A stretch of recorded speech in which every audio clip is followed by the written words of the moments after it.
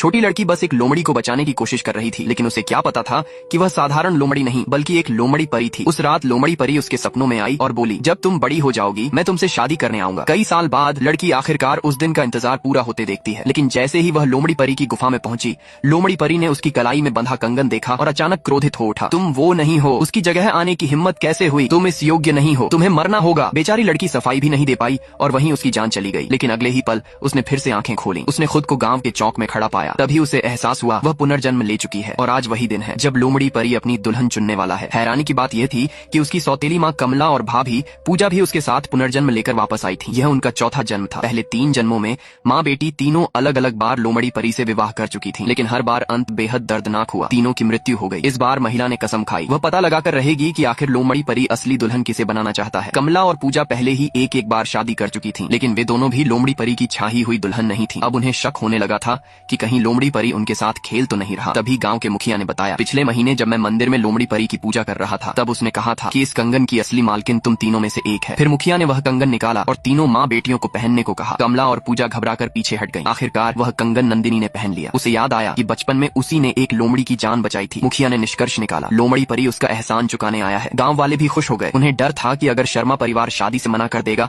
तो पूरा गाँव संकट में पड़ जाएगा। कुछ लोगों ने तो यहाँ तक कह दिया कि जरूरत पड़ी तो तीनों को बांधकर लोमड़ी परी की गुफा में भेज देंगे। महिला समझ गई, अगर इस बार अपनी पिछली गलतियां नहीं दोहरानी है तो उसे पता लगाना होगा कि आखिर लोमड़ी परी इतना क्रोधित क्यों होता है। कुछ देर सोचने के बाद उसने दृढ़ता से कंगन उठा लिया और कहा, मैं लोमड़ी परी से विवाह करने को तैयार हूँ। ये सुनकर पूजा चिल्लाई, क्या तुम पागल हो गई हो? पिछली जिंदगी की दर्दनाक मौत भूल गई? कमला ने भी डांटा, तुम खुद मरना चाहती हो तो चाहो, हमें क्यों फंसा रही हो? लेकिन नंदिनी ने एक शर्त रख दी, मैं शादी करूंगी, लेकिन पहले मेरी माँ और बहन को सुरक्षित यहाँ से जाने दिया जाए। गाँव के मुखिया ने गाँव की भलाई के लिए तुरंत उसकी शर्त मान ली। फिर पंडित हरिदास ने शादी की तारीख निकाली। 3 दिन बाद मुखिया ने पहरा भी बैठा दिया ताकि वे भाग न सकें। 3 दिन बाद वे सब लोमड़ी परी की गुफा की ओर चल पड़े। शादी का दिन आ चुका था। कमला और पूजा बेहद घबराई हुई थीं। वे बार बार नंदिनी पर आरोप लगा रही थीं कि वह जानबूझकर सबको मुसीबत में डाल रही है। उन्हें डर था कि अगर नंदिनी भी सही दुल्हन नहीं निकली तो इस बार पूरा गांव बर्बाद हो जाएगा। तभी उन्होंने बुजुर्ग महेश से पूछा, लोमड़ी परी को कैसी पत्नी चाहिए? बुजुर्ग महेश ने गंभीर स्वर में कहा, लोमड़ी परी एक दिव्य शक्ति है, उसकी पत्नी पूर्ण और पवित्र होनी चाहिए। यह सुनते ही कमला के दिमाग में चाल आई। उसने तुरंत सबके सामने चिल्लाकर कहा, यह लड़की पूर्ण नहीं है। यह सुनकर पूरा गांव दंग रह गया। मुखिया ने तुरंत रस्म रुकवा दी। कमला ने आरोप लगाया कि शहर में पढ़ाई के दौरान नंदिनी का किसी लड़के से संबंध था। गांव वाले भड़क उठे। सबने उसे घेर लिया,